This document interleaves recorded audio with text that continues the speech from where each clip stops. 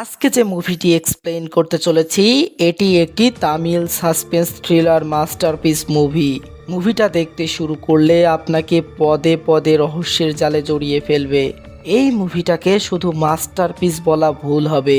মাস্টারপিসের উপরে যদি কিছু থাকে তাহলে এই মুভিটার কাহিনী আমি প্রথমে কিছুটা বলতে চেয়েছিলাম, কিন্তু মুভির মজা নষ্ট হয়ে যাবে বলে আমি চাই এই মুভিটা জাস্ট আমার উপরে বিশ্বাস করে শেষ পর্যন্ত দেখেন। আমি কথা দিলাম মুভিটার কাহিনী আপনার মন জয় করে নেবে। তো চলুন মুভিটি শুরু করা যাক।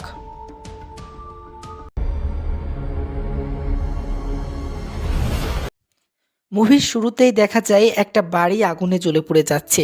এই সিনটা কেন দেখানো হলো তা মুভির লাস্টে গিয়ে বুঝতে পারবেন। সিন কাট করে একটা মন্দিরে আসে।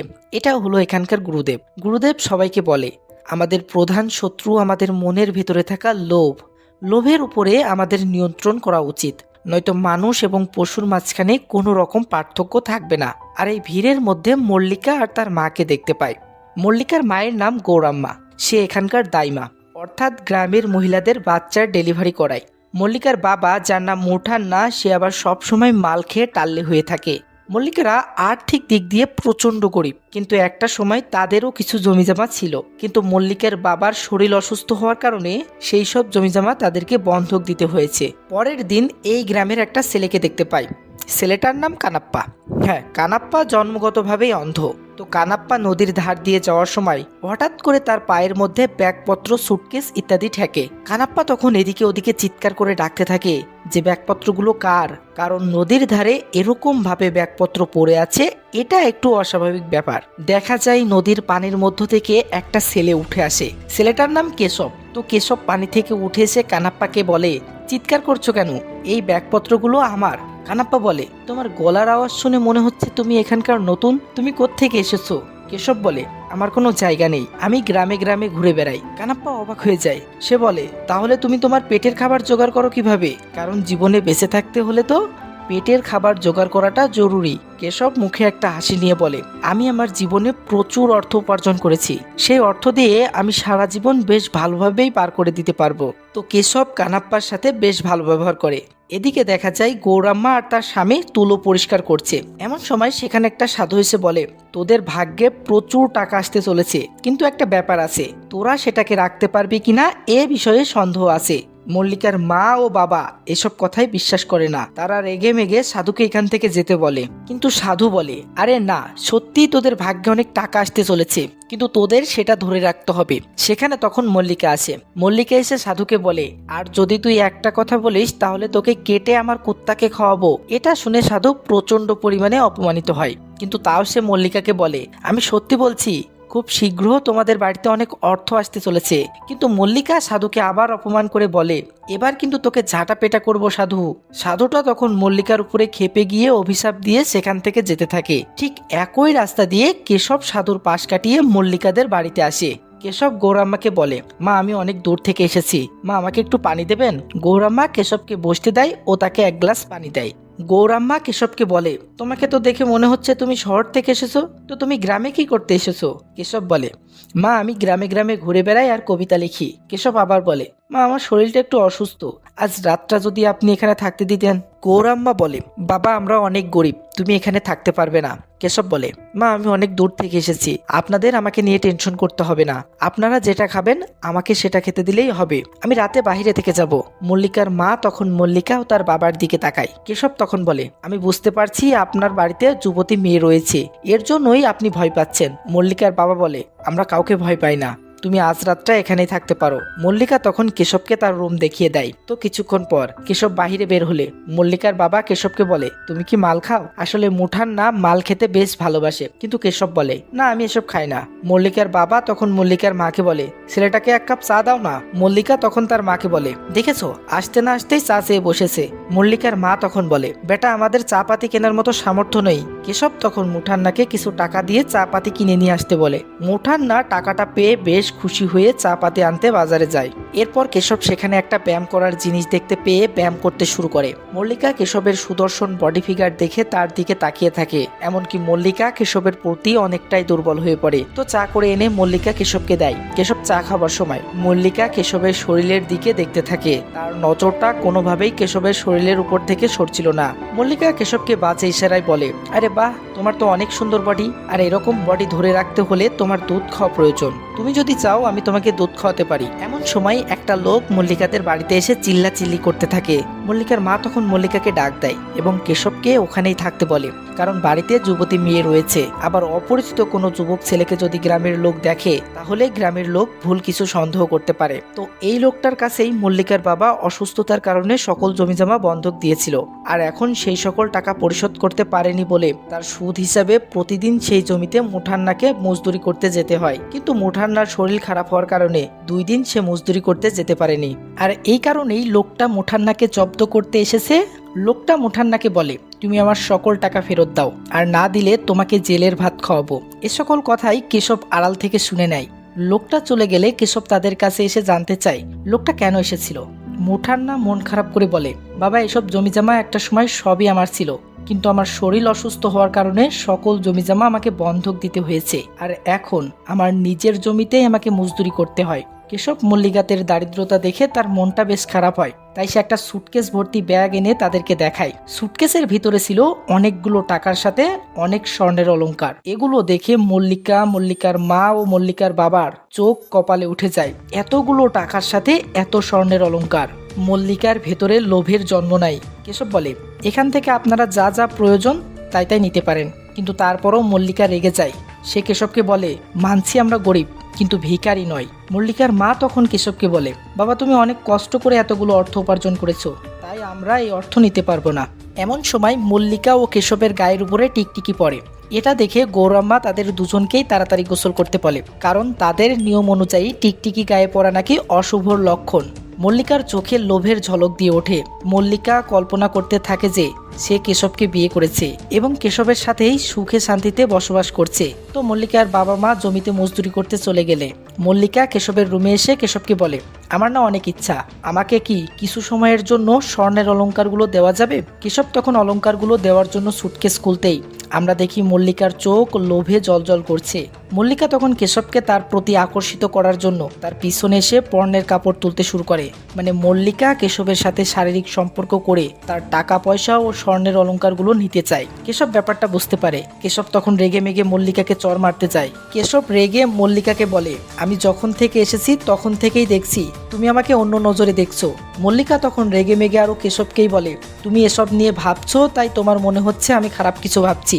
এটা বলে মল্লিকাই আরো কেশবের উপর সকল দোষ চাপিয়ে রেগে মেগে সেখান থেকে চলে যায়। এর জন্যই তো বলে মেয়ে মানুষ নিজের ভুল কখনোই স্বীকার করে না। তো সন্ধ্যাবেলায় মল্লিকার মা বাড়িতে ফিরে এসে কেশবকে বলে, রাতে খাবারের জন্য ভুনা খিচুড়ি রান্না করব, তুমি খাবে তো বাবা? কিন্তু কেশব বলে, মা, আপনি যদি রাগ না করতেন তাহলে আমি একটা কথা বলতাম। গৌরাম্মা বলে, কি বেটা? কেশব বলে, মা, আমার মুরগির মাংস খেতে ইচ্ছে করছে, তাও আবার আপনার হাতের। মুঠান্না তখন রুম থেকে বের হয়ে এসে বলে, আমাদের তোমাকে মুরগির মাংস খাওয়ানোর মতো সামর্থ্য নেই। কেশব তখন কিছু টাকা বের করে মুঠান্নাকে দিয়ে বলে, এই টাকা দিয়ে একটা মুরগি কিনবেন, আর বাকি টাকা আপনি আপনার কাছে রেখে দিবেন।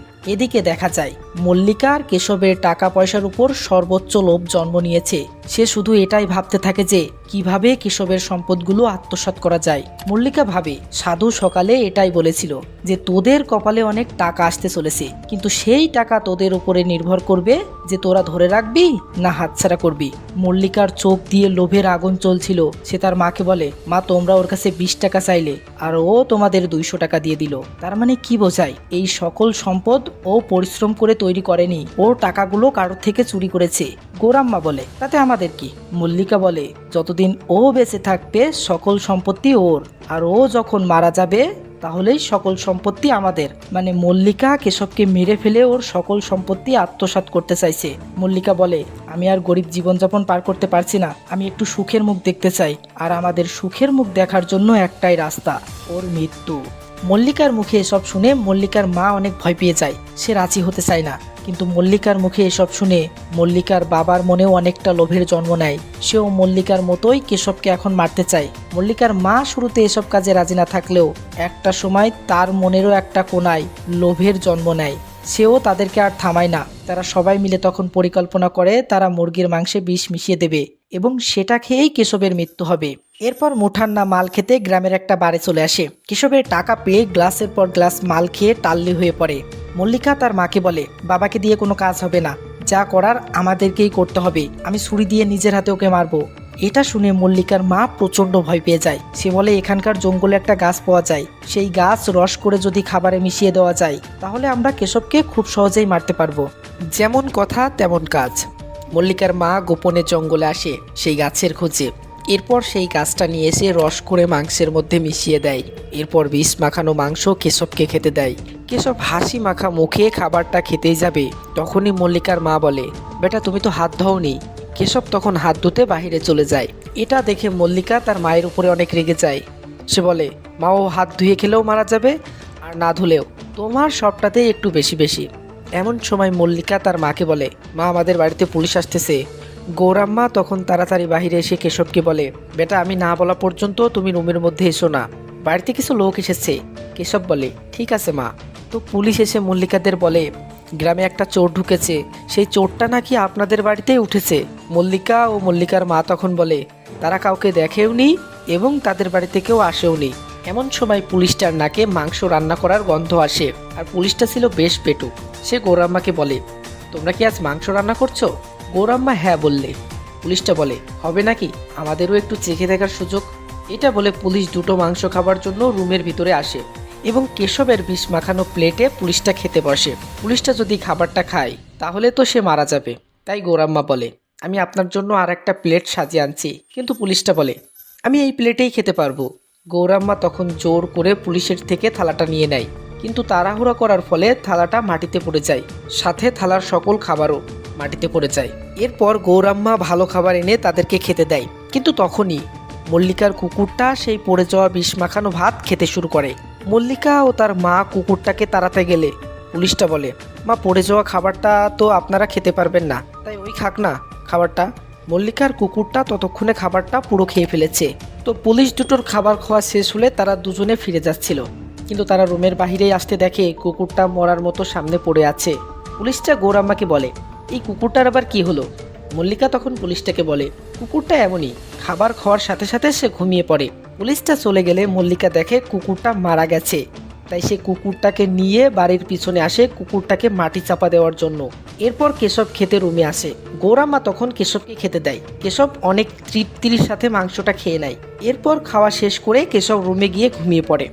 মধ্যরাত হয়ে যায়। আমরা দেখি মল্লিকা কেশবকে দেখতে এসেছে সে মরেছে কিনা, কিন্তু সে যখন বুঝতে পারে কেশবের কিছুই হয়নি, মল্লিকা তখন তার মায়ের সাথে রাগারাগি করতে থাকে। আসলে এত সব ঘটনা ঘটে যাওয়ার কারণে মল্লিকার মায়ের আর কেশবের খাবারে বিষ মেশানোর সাহস হয়ে ওঠেনি। এদিকে দেখা যায় মুঠান্না মাল খেয়ে পুরো টাল্লি হয়ে পড়েছে। মুঠান্নাকে এত মাল খেতে দেখে বাড়ির একটা ওয়েটার মুঠান্নাকে বলে, আজ তোমার বাড়ি যাওয়া প্রয়োজন। মুঠান্না বলে, কিন্তু কেন?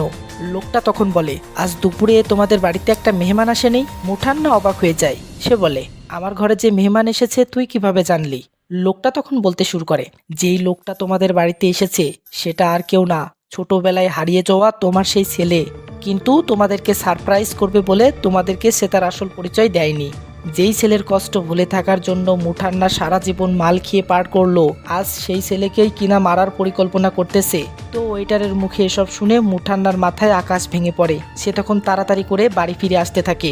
অন্যদিকে মল্লিকা একটা ধারালো ছুরি এনে কেশবকে মারতে যেতে থাকে। মল্লিকার মা তখন মল্লিকাকে কেশবকে মারতে নিষেধ করে। মল্লিকা বলে, তুমি আজ আমাকে যদি ওকে মারতে না দাও তাহলে কিন্তু এই ছুরি দিয়ে আমি নিজেকে শেষ করে দেবো। মল্লিকার মা তখন মল্লিকাকে কিছু বলতে পারে না। মল্লিকা ছুরিটা নিয়ে আস্তে আস্তে কেশবের কাছে আসে। এরপর মনকে শক্ত করে ছুরিটা কেশবের গলায় ধরে। এরপর খ্যাস। এটা দেখে মল্লিকার মা তখন জোরে চিৎকার করে ওঠে।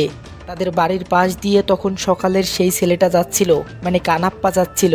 কানাপ্পা তখন গৌরাম্মার চিৎকার শুনে তাদের বাড়িতে আসে। বাড়িতে আসতেই তার পায়ে কেশবের জুতোটা ঠেকে। সে তখন বুঝতে পারে কেশব গৌরাম্মার বাড়িতে এসেছে। কানাপ্পা তখন গৌরাম্মাকে চিল্লিয়ে ডাকলে গৌরাম্মা কোনো সাড়া দেয় না। কানাপ্পা বুঝতে পারে কিছু না কিছু এখানে ঘটেছে। তাদের বাড়িটা যেহেতু লোকালয় থেকে দূরে জঙ্গলের ভেতরে ছিল, তাই কানাপ্পা দৌড়ে লোকালয়ের দিকে যেতে থাকে। এদিকে মুঠান্না মাতাল অবস্থায় জোরে সাইকেল চালিয়ে কোনো মতে বাড়িতে এসে পৌঁছায়। মুঠান্না অশ্রু ভেজা চোখে গৌরাম্মাকে বলে, কোথায় ছেলেটা?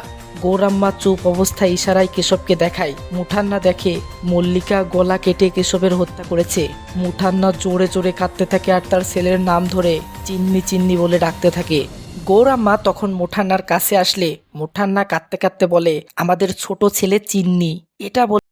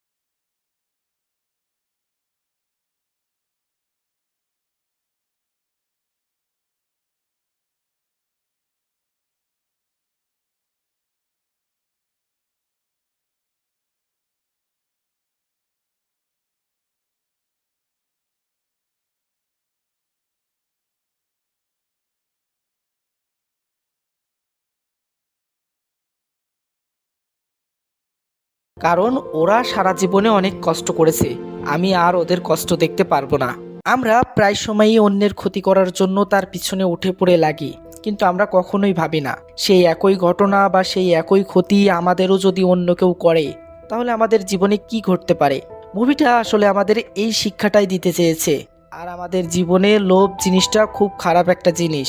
কেউ যদি লোভে পড়ে থাকি তাহলে লোভের বশবর্তী হয়ে সে যে কোনো কিছু করে ফেলতে পারে।